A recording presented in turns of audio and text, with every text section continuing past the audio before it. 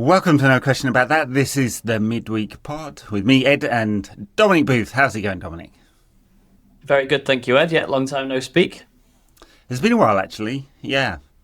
I got into a mode of, I just didn't want to talk about football, honestly. So I haven't done that many pods recently. Well, I've done a couple of book interview type things, but it's really hard to think about what to talk about when it's not all just transfers.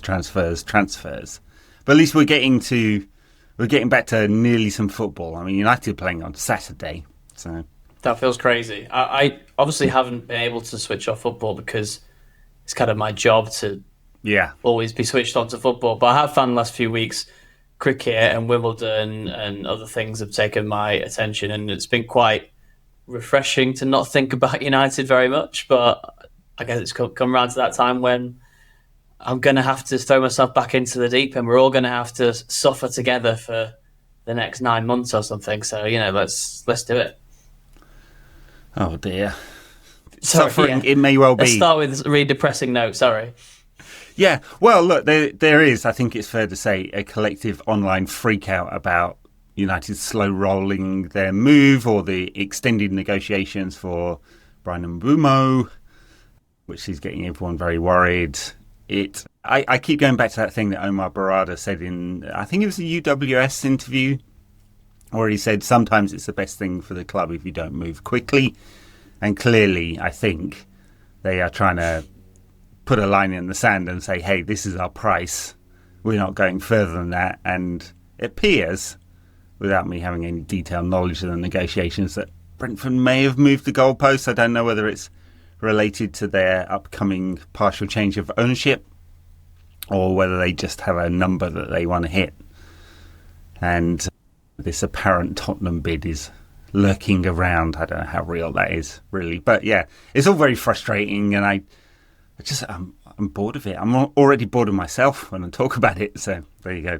That's the problem with these transfers of United, and it's happened for years, the protracted negotiations and, like you say, the slow roll.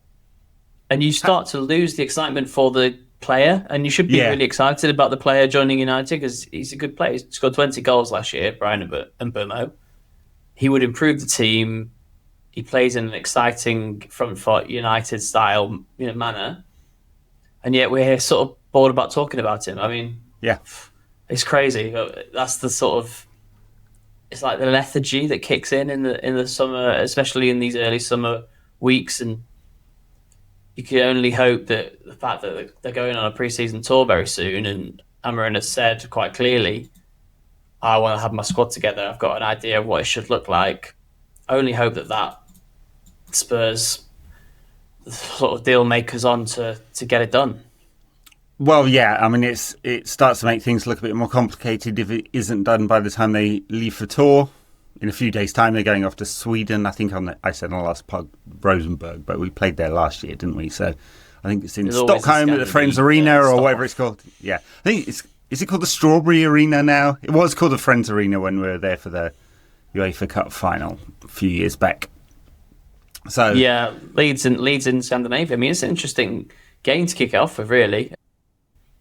How many of the sort of main names that are going to be in the squad to start the Premier League season a few weeks after is doubtful, but I guess there's no international tournament this summer to delay people coming back, and there's no United participation in the Club World Cup for sure. So other than a few sort of names who we all know very obviously won't be back for very specific reasons, such as United don't want them anywhere near the club, the squad should be fairly well established.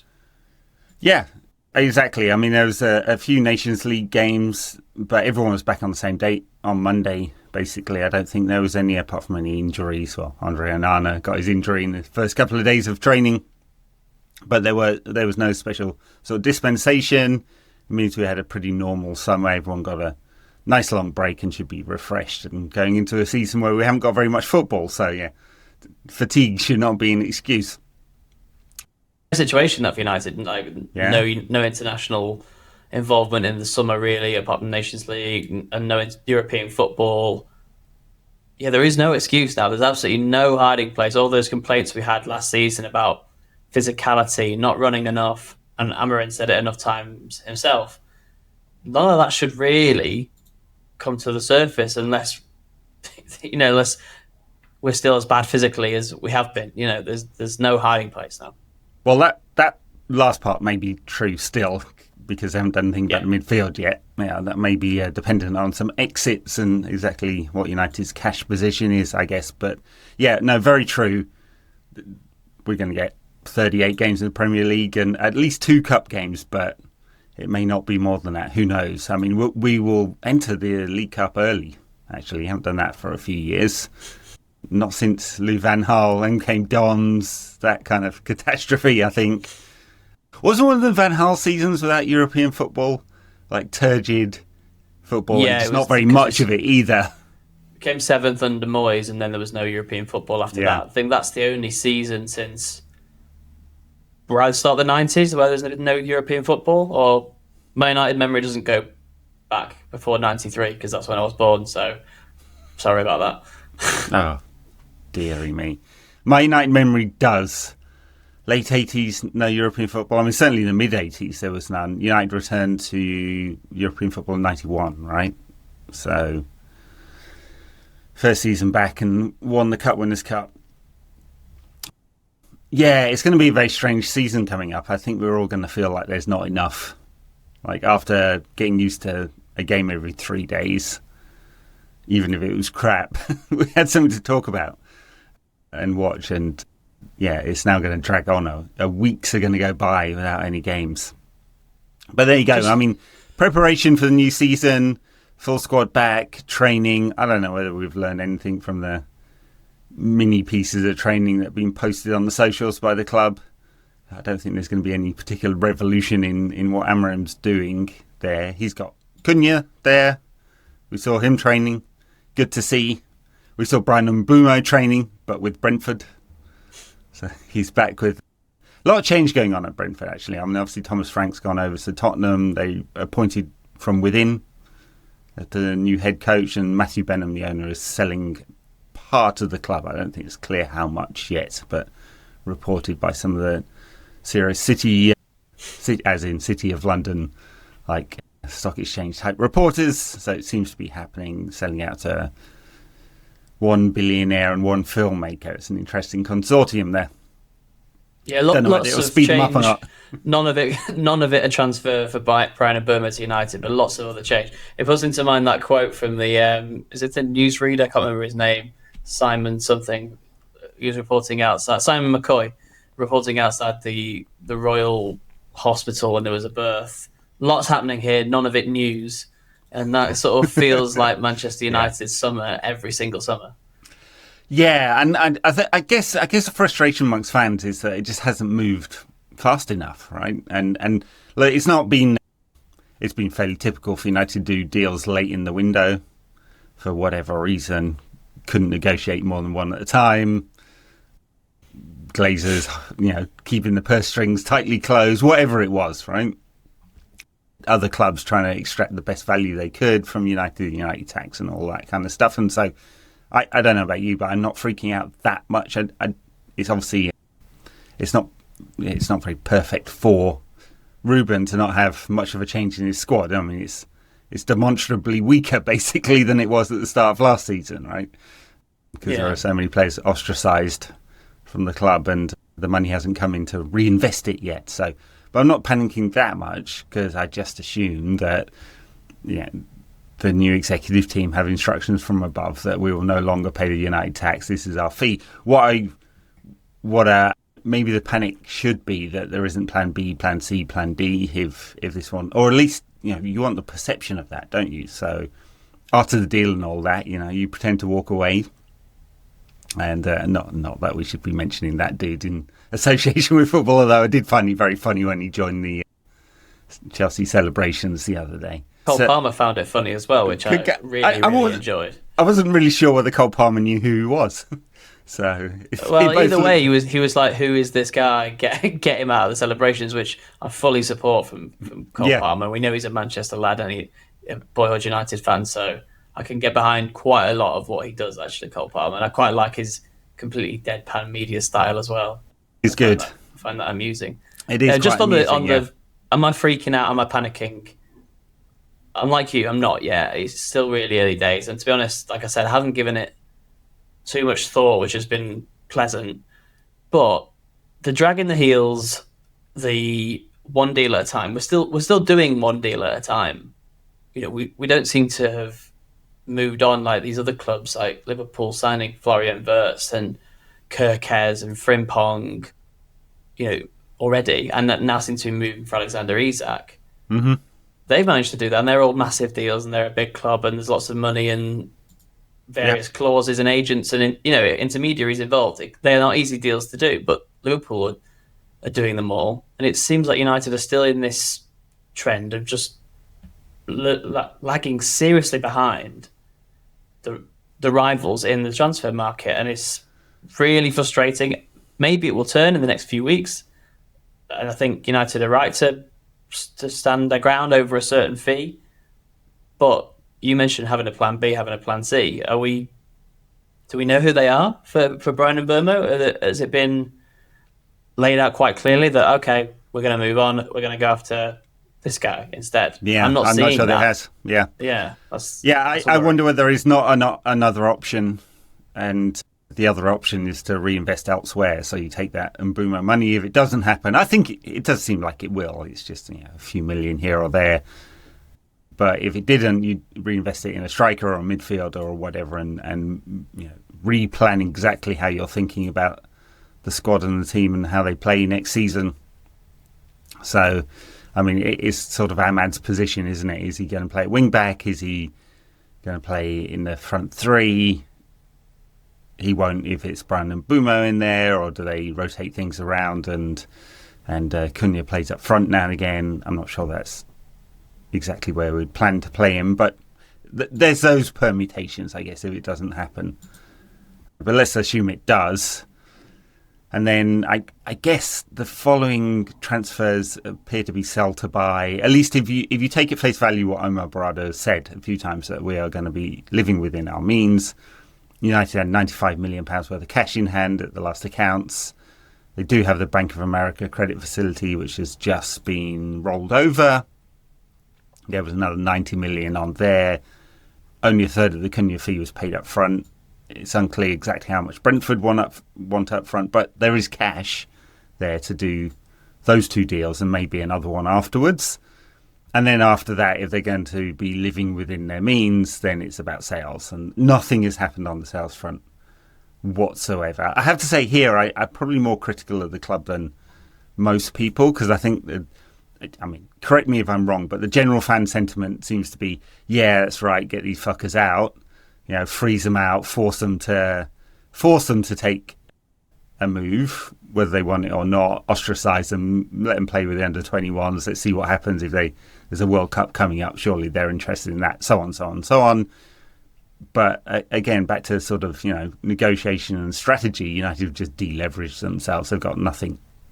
Like, there's no way of, especially, Garnacho should have been the one where you get a big sale, right? And it's good for accounting purposes. Marcus Rashford harder because of his large wage packet. You can't force him. He's got £45 million worth of wages left on that contract, right? There's nothing United can do about that.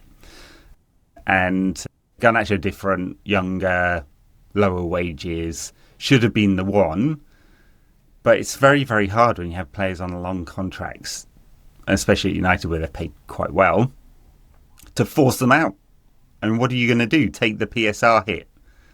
You're talking about tens of millions of pounds there. It's just, it's a ridiculous notion. But I just think United have not played this hand very well by signalling to the market that we are desperate.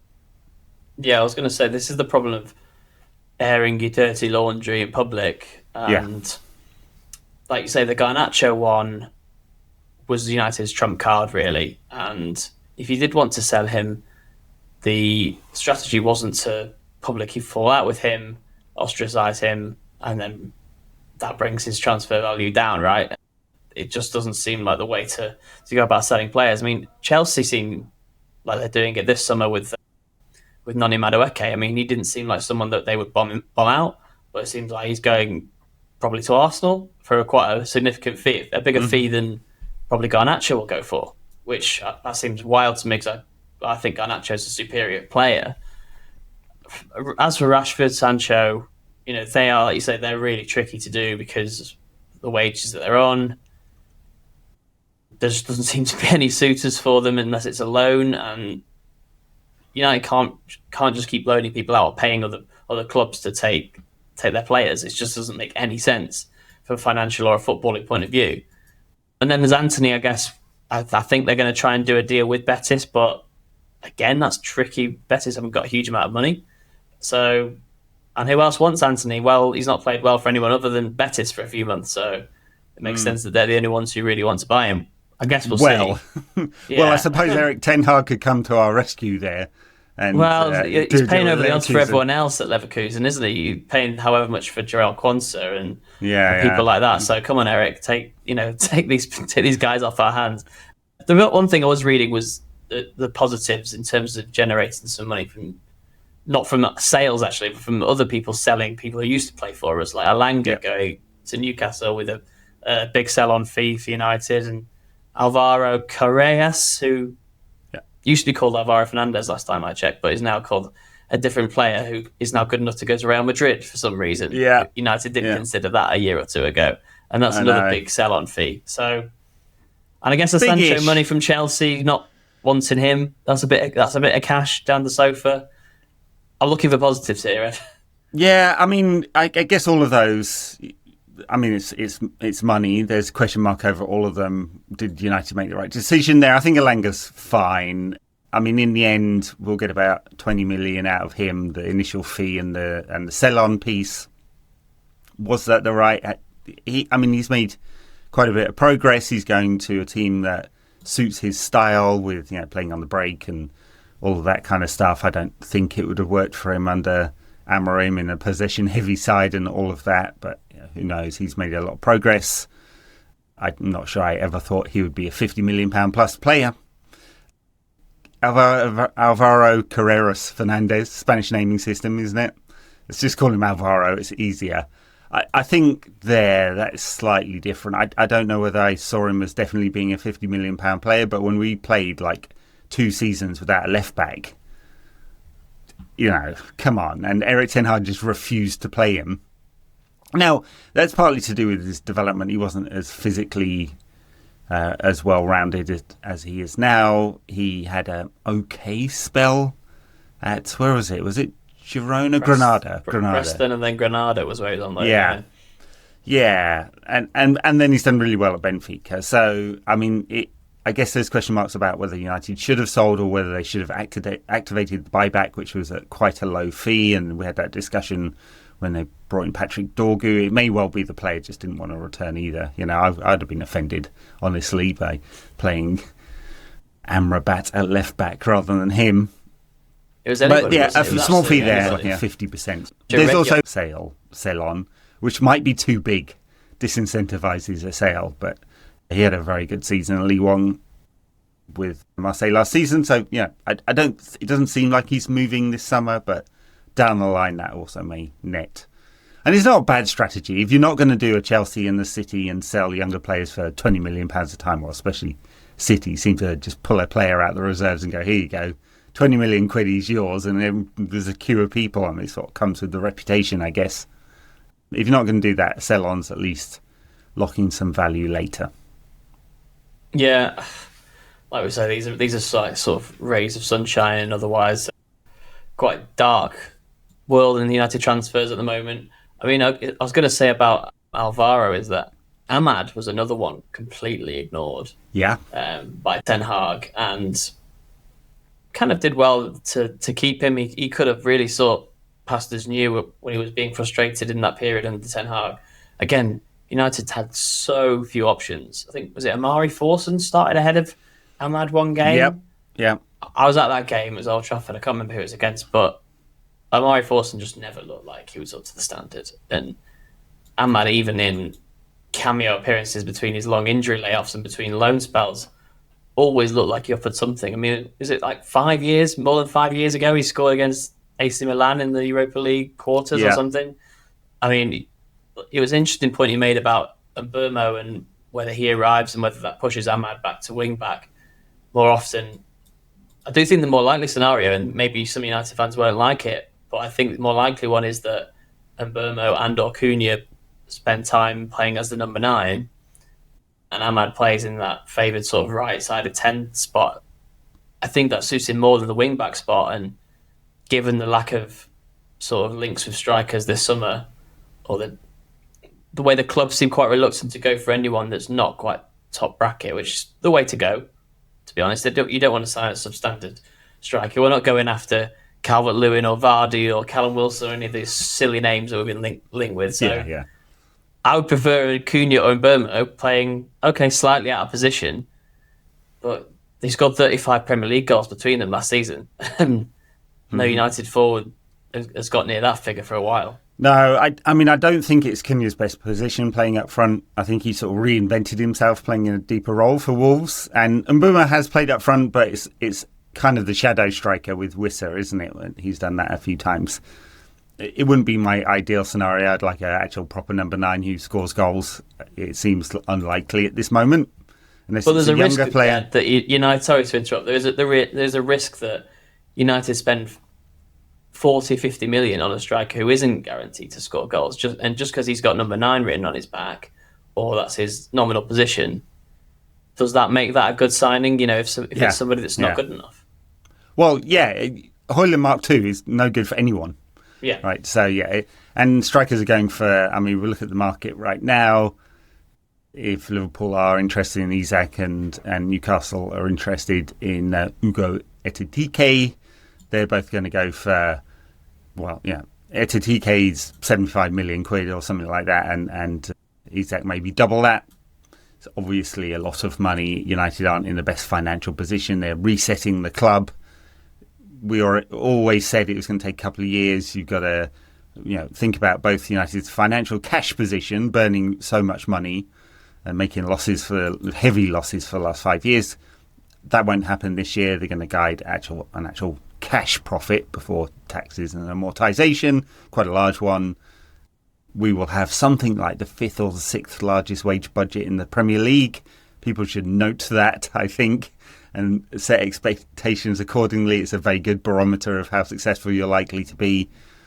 And so, and then we've got the 5 that you've got to get off the books. That's going to save a lot of wages. Obviously, there were 2 players who definitely left and a couple of returnees in coaching positions, basically. But so it's been a big reset anyway on the wage position. Once the 5 have gone, whether it's on loan or sales, that will save quite a bit of cash as well. And so we're in this position where it may not be a massive market this year, but depending on whether United qualify for Europe next year, it could be quite a busy summer next year because United will be in a much better position financially. Depends on the deals we do this summer and exactly what the PSR position looks like and all of that kind of stuff. But yeah, I'm not surprised United are moving a bit slowly and not making these big deals, living within our means and all of that. And once we missed out on the Champions League, that's basically £100 million of guaranteed income that just went out the window.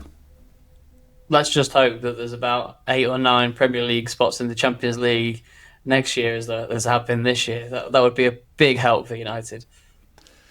Yeah, it certainly would be.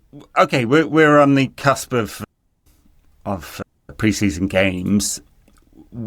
As it stands, where should we set our expectations for the coming season? I mean, even with the same squad, it can't be 15th again. It just can't be. I mean, Amorim won't survive if it looks like it's going to be that kind of season again. No, and the squad's not a 15th or 16th squad, even in its current state. No matter what sort of hyperbole you read online about how bad they all are and how they all should be sold bar Bruno. It's a top 6, top 8 squad, isn't it? Like, top 6 might be pushing it, I guess, because if they don't sign players for Amorim's system, it's still a squad that's not built for him. It's a squad built for previous managers. That's always going to be a problem unless you have a manager that survives, 4 or 5 seasons. And that's a heck of a long way off for Amorim at the minute. And, the 3-4-3, implementing it halfway through the season was so problematic for so many reasons. I understand why they got Amorim when they could. But this is the proper test of him. Like we said, proper pre-season. He needs more players to play his way, but you're not telling me that some of these guys can't adapt with a full pre-season of drilling and training and adapting to whatever Amorim asks of them. So, yeah, I would like to see United finish 6th, and I think that is about as realistic and optimistic as I can be at the same time. I don't know what you think.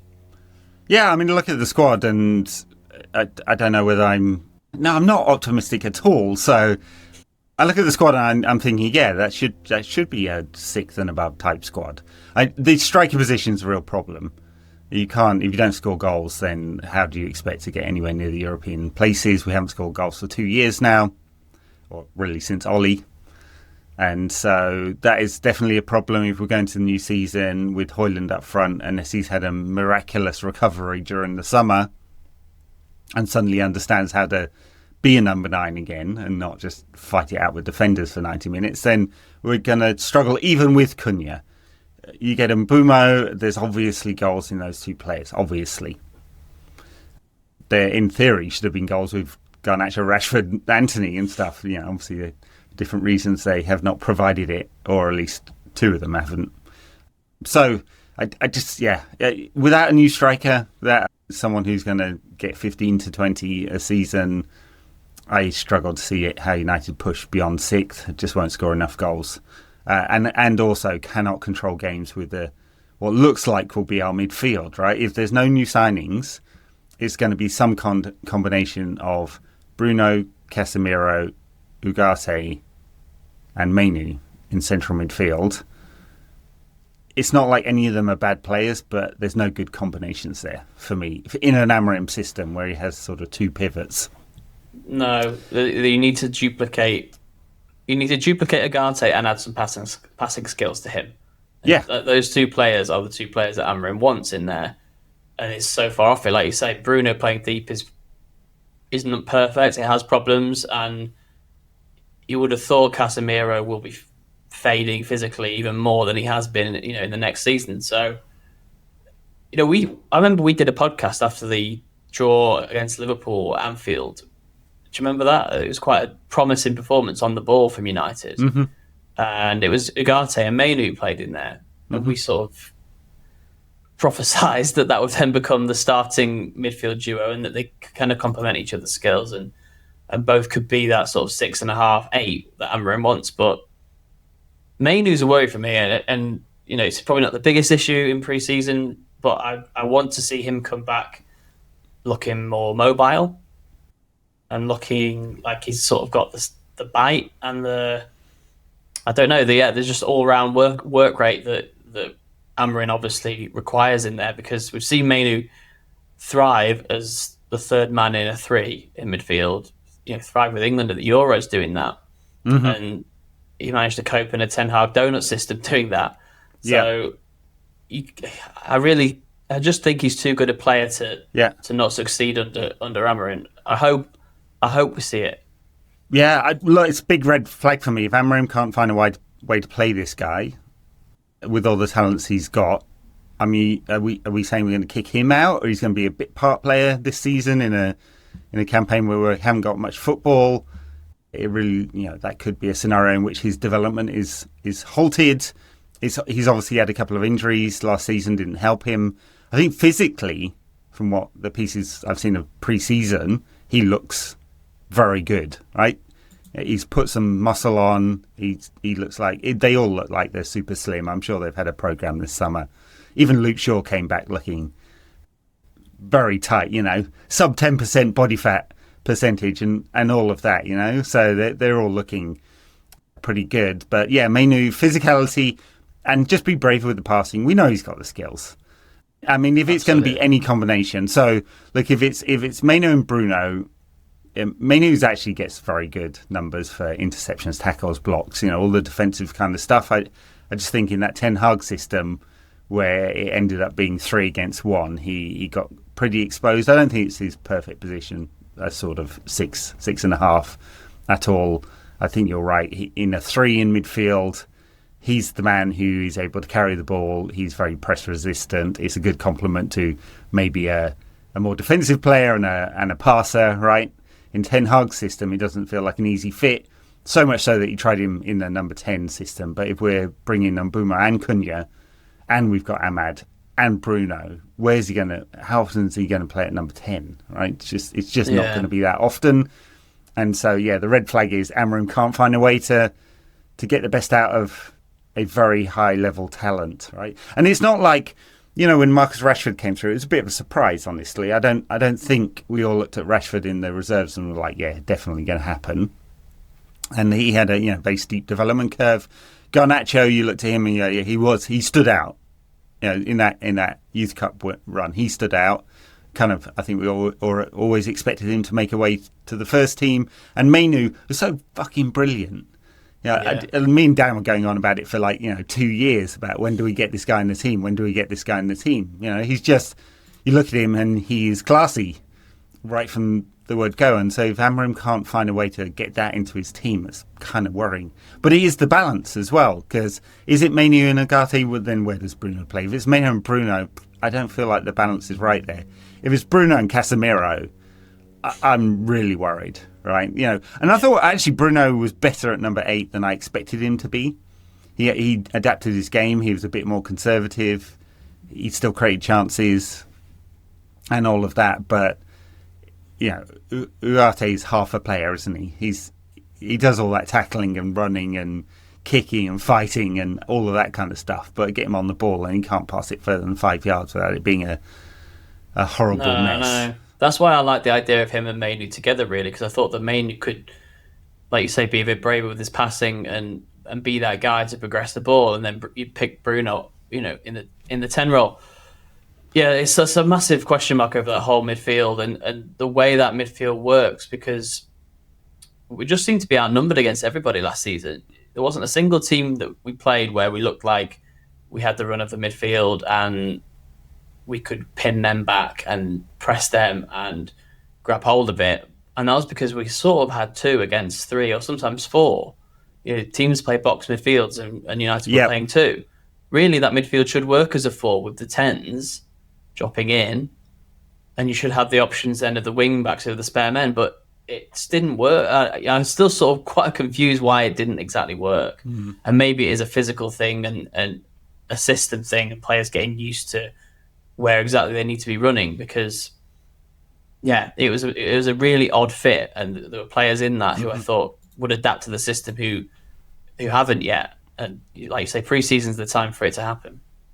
And it's not obvious. I mean, one of the things that is great about pre-season is we all often get a look at some of the youngsters. It's not obvious there are youngsters coming through in central midfield that are ready right now. I mean, we've seen bits of Toby Collier. He has his limitations. I mean, not least he's always injured, which is unfortunate for him. Maybe we'll see some more of him this summer. It's not obvious to me that he's going to make it at United at all. And then others that we've seen sort of in a very successful academy side and under 23s. I mean, the Fletcher brothers both sort of play in there. I don't think they're ready yet. We will likely see some youngsters go on tour in other positions. So, I mean, maybe Jack Morehouse, I think. Jack Morehouse, yes. Yeah. We'll probably see him on tour, actually. And we'll definitely see Chido Obi. And then Godol Kukoni, who's just about to sign his first sort of professional contract. I imagine we'll see him on tour as well. Defender, I think he had 5 or 6 appearances on the bench last season without actually playing. And obviously Aidan Heaven, who I guess we don't really think of a youngster now, is already established in the first team, and probably Tyler Fredrickson, who I imagine will go on loan somewhere this season, but he was given a squad number.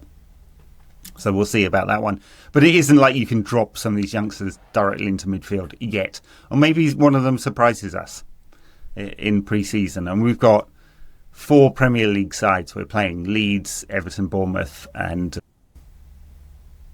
who else? West Ham? Burnley? Can't remember. Who's the third one in the US?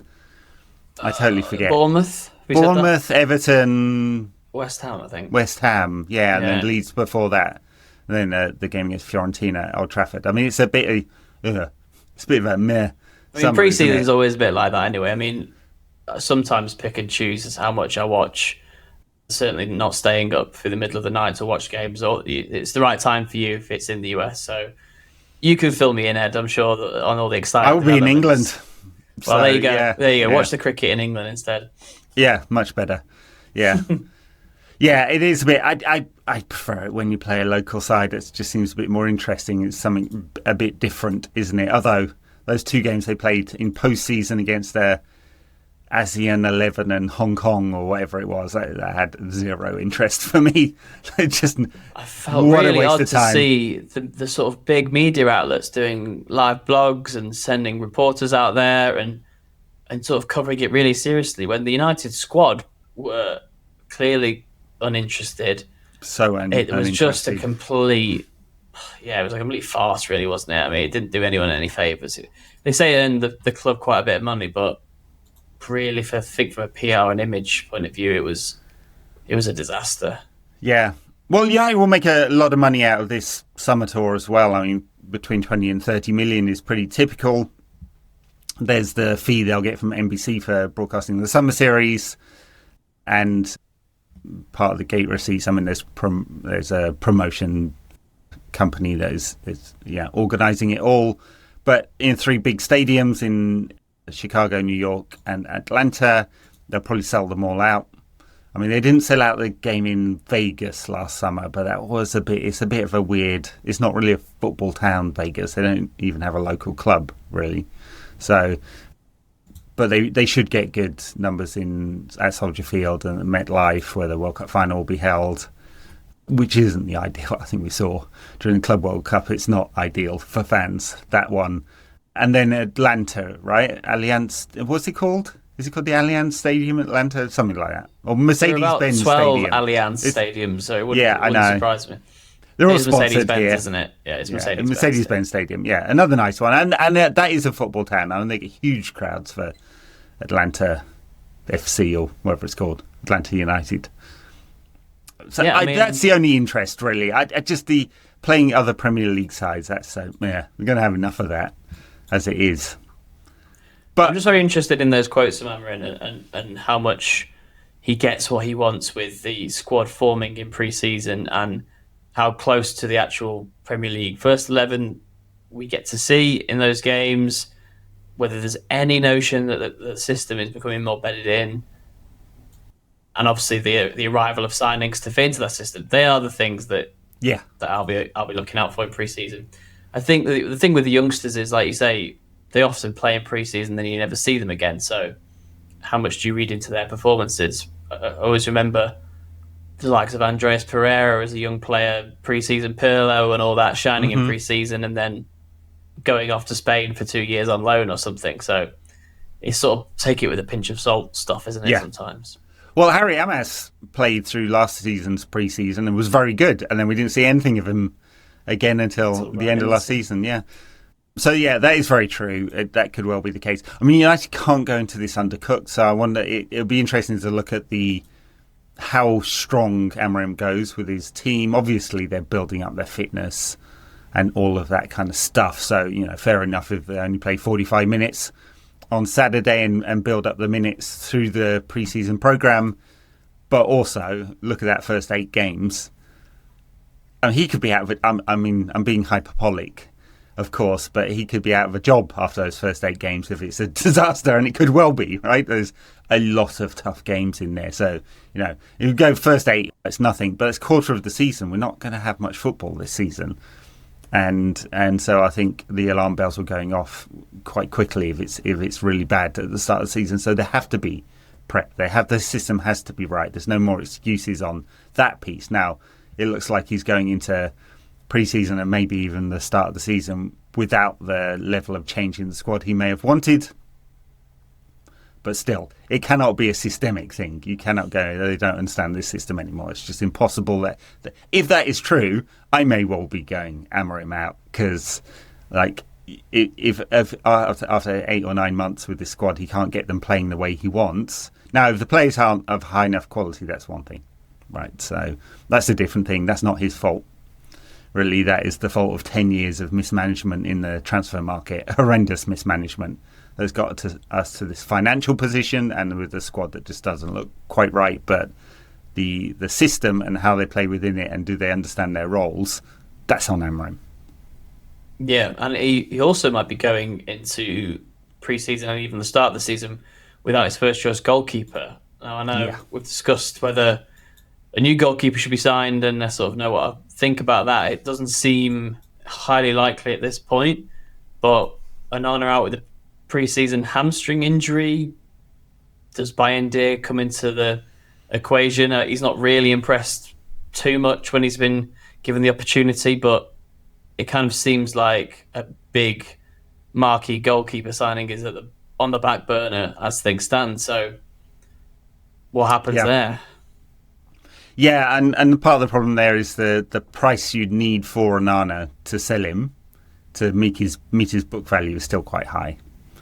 And after 2 years, I mean, it's nearly £30 million anyway. So, because you not buy what you're going to get after 2 years of throwing the ball into the back of the net. No, he's not exactly been enhancing his reputation, has he? So yeah, that's a challenge, and I think the financial position means they're not going to bring in a number one, a proper number one at the kind of fees you'd expect to pay, unless it's a surprise purchase. I mean, there's a lot of talk about Botafogo's John, right? So is he good enough to be the number one at United, or would they be bringing him in as a cheap number two, and Altay Bayindir can go off somewhere else, because he used to be an international, right? He probably had an expectation he might play a little bit. He had that one, I don't know whether you'd even call it impressive, game against Arsenal in the Cup, right? I mean, because he managed to chuck a couple of goals in before he was impressive. So I don't know whether that was impressive or not. But yeah, he doesn't fill me with any kind of confidence. Played against Tottenham as well and chucked one in, didn't he, from the corner. So it's a real worry. I don't know how anyone could have confidence in any of these keepers at all. Honestly, I don't know whether Onana's managed to reset himself over the summer and come back fresh and whatever he needs to be able to concentrate for 90 minutes. But now he's pulled a hamstring and he'll be out for weeks. Yeah, it's probably a setback, because you would like him maybe to gain a bit of confidence over pre-season. Because over the course of the last season, he went from being actually performing quite well, according to the stats. I know United fans have had a bit of an issue with him for some time. I think mainly over his distribution, which has never lived up to the hype, really. He's never seemed to be that ball-playing keeper that he arrived with the promise of being. But he did keep out goals for quite a bit, and that just completely deserted him for the second half of last season and flipped on its head. I think we've said on the podcast before, he's affected by his mistakes. He quite a confidence keeper. I think keeper's the last position you really want to be a confidence player, but that mistake, I think it was against Gibbs White at home to Forest, when he just dived when he didn't need to. He could have stayed where he was. That seemed to sort of precipitate a run of errors, high-profile errors, and he never recovered. And the fact that Bayindir did come in for a bit when Onana wasn't injured, destabilised it even more. So, yeah, God knows where United stand with the keeper situation with the injury. Yeah, probably a couple of youngsters. I mean, the third choice is Tom Heaton, right? He signed another contract. It's not for him to be a coach. He's there for training purposes. I wouldn't expect him to play at all in the main season. Maybe he will on tour. There's Eli Harrison, who's done really well with the under-23s. And Radek Vitek. That's it, Vitek, not Vivek. Vitek coming back when he's been playing in Austria, right? So I have no idea whether these two are ready or not. I mean, Vitek has apparently impressed on loan. He's 21. Is he ready to make the step up to the kind of scrutiny you get as a United keeper? I mean, that's the thing. You can have brilliant stats, as Onana did have for the first half of the season, in terms of his post-shot expected goals against, data, and it was like 5 or 6 goals up there. So, it saved 5 or 6 goals more than the average keeper would be expected to do. But if you let one in through your hands or over the top of your head or whatever, everyone loses confidence, including your teammates. And so it's just that very specialist position where you may want a brilliant keeper like, Dave, who would save something that no one else would be able to, one of those 1% ones. But if if then the distribution goes or it's going through your legs, then just everyone just loses confidence very quickly, and that's the hard thing for younger keepers. Yeah, especially United with the scrutiny that will be on them from millions of people worldwide and all the press. Yeah, the only rumbling sort of under the surface that I occasionally hear, and that I am, against my better judgment, I am in favour of, is the Emi Martinez rumours. And I noticed that as we record today, Villa have signed a goalkeeper from Brest. Whether he's a number one or not, I can't tell you. I think he's replacing Robert Olsen, but who knows? Yeah. I don't know if he's a good keeper or not. But yeah, I like the idea of an arrogant so-and-so like Emi Martinez being United's goalkeeper. And again, I don't like the guy, but I think he'd be better than Andre Onana. Well, he makes mistakes as well, Emi Martinez, quite a lot of them, but he's got that kind of personality where he's like, I don't care. It's not whereas Onana seems to internalise it a lot. Yeah, he's on the phone to BetterHelp to sort his head out after every mistake, and not sponsored. But if you want to sponsor us, that's fine. Podcasts are sponsored by BetterHelp. Most of them, yeah. That's probably why it popped into my head. That's your one freebie. Sign up at /engagement. It's a razor company, Ed. Oh, yeah. I did that once before. It was very embarrassing. The specialist razors for gentlemen's parts. Ah, yeah. So, they'll read out those ads. Yeah. They paid us quite a lot. So, I got over my embarrassment. But there you go. Money talks, eh? That's it. I've sold out. Yeah. Once I start host reading Chinese betting companies, you'll know it's all gone. Well, we're all a few steps away from doing that, so that's the football content machine, unfortunately. Unfortunately, that's how the game works. Yeah, about 3 Premier League clubs will be all sponsored by the same betting company, just with different logos. This sort of white labelled Asian betting market thing that's going on at the moment, and I do wonder. I mean, it's a separate question. Like, the Premier League's going to have to wean themselves off. They've said they're going to stop doing front of shirt betting. I can't remember, in 2 years' time or something like that. But it's one of those drugs, that and crypto. Yeah, it's kind of unsavoury, isn't it? A lot of these companies don't even have a UK presence at all. You can't check on the legitimacy of them and all of that kind of stuff. So, but I haven't quite gone there yet. We'll see. We'll see, yeah. Well, Leeds on Saturday then. What kind of... I mean, we'll see wholesale changes. It'll be 45 minutes and 45 minutes, if that, for some of the players in Stockholm. But, yeah, what are we looking for? Rays of hope somewhere in here. Well, the one benefit of playing Premier League teams in pre-season is that they're at the same stage of their sort of fitness as United will be, because sometimes you come across teams whose seasons start earlier or something and they're a lot sharper and you've lost, and then confidence ebbs away because you've lost, but they're fitter, they've all played 90 minutes and stuff like that. So I think it is just about fitness, cliche, it's about fitness, it's about getting people sharper, running around, and it's about the system. It's not going to change as far as Amarin's in the building. Everyone needs to get used to that. And that includes the players. If anyone isn't on board by this point, I would suspect Amarin will root them out soon. Given those quotes that I keep repeating about him having his team together, having the system in place. Yeah, I'd like to see Cunha on the park in a United shirt. That's always exciting in pre-season. It's always good to see. Don't read anything into his performance, guys, but him and Bruno's link-up is something to get excited about in the coming weeks.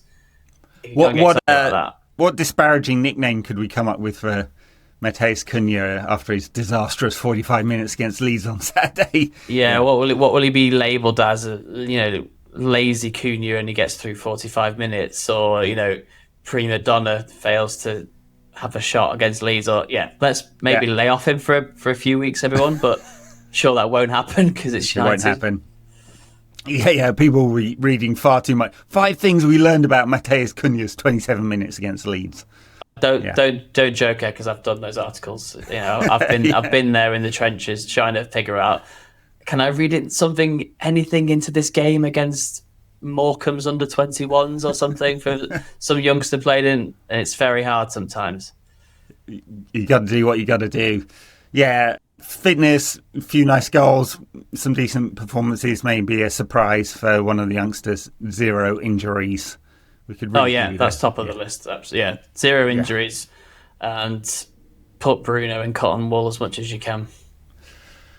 Absolutely. And then the powers that be, the bean counters, can do the deal for Bryan Mbeumo. I know you want to draw a line here and say we're not stepping over that, but at some point you've got to get it done, and then work on those exits. For as much as we can argue about the different players of the 5, right? It's clear they're not part of the squad, so they need to be moved on. Unfortunately, I think some of these may run to the end of the window because United, as I said, have no leverage, and so other clubs will be looking at that. And it would be nice to get some actual fees, but the longer it drags on, the more likely it is, I think, that we'll be looking at loans. Not Sancho, because there's no point loaning him, but it's basically giving him away. It's like we keep taking our scrap metal to the tip, and the tip's always closed. Yeah, and we keep devaluing the metal every time we go. So. Yeah, at some point we're leaving it on the corner. Yeah, just leave it on the side of the street and someone pick it up. Yeah. Dear me. All right, I think we'll leave it there. Dominic, thank you very much. Pleasure, Ed. Thank you. Listeners, viewers, wherever you are, you can catch us on YouTube, all the usual apps, patreon.com/NQAT pod if you want to get our extra show, or if you're feeling very generous in these tough financial times, you can even get merch tier, which is always... people like the mugs, but it's such a pain to post them. So I was thinking of moving on from the mugs, but at the moment it's a mug. Or you can catch us on Apple Podcast subscriptions as well, just for the extra show.